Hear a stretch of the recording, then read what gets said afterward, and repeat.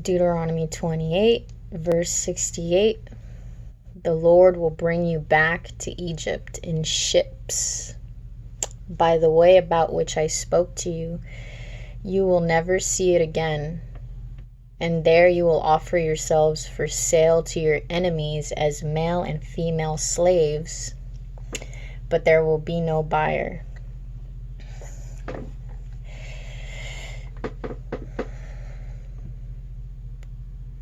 There's definitely a lot of concepts and a lot of biblical truth to who the real Jews are. In the book of Revelation, we can see the 7 churches of Revelation, right? The church of Smyrna talks about fake Jews. It's like 100 degrees in here, but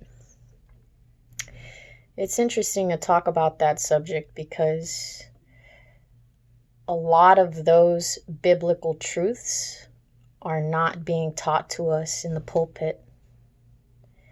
The church of Smyrna talks about the fake Jews. And, this prophecy here in Deuteronomy 28, verse 68, talks about who the true biblical Hebrew Israelites are and how they were going to be slaves for 400 years. Not in Egypt, but here in this country, in America, right? Shipped off in ships like a pack of sardine fishes.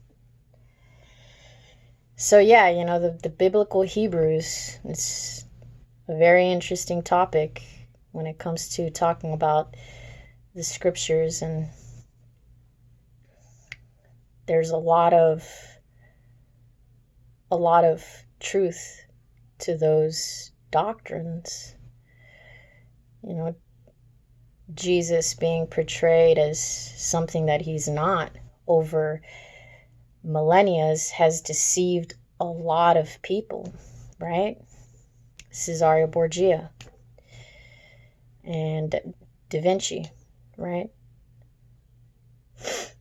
Having sexual relationships and creating an idol of this false Jesus being portrayed in paintings. So, yeah, in the book of Revelation, you can also see that there's an explanation of him having hair like wool and his appearance being like brass bronze, right?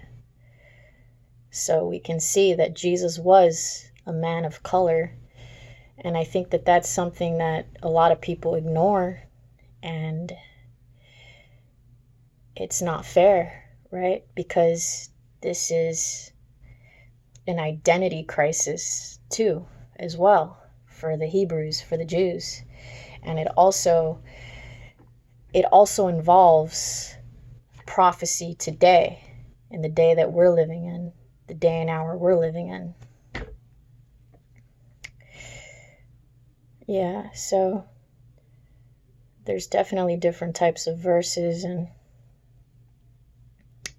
I think it's important to talk about this doctrine because it's something that a lot of people shy away from, and yeah, it's important to understand the truth of scripture in all its spheres, right?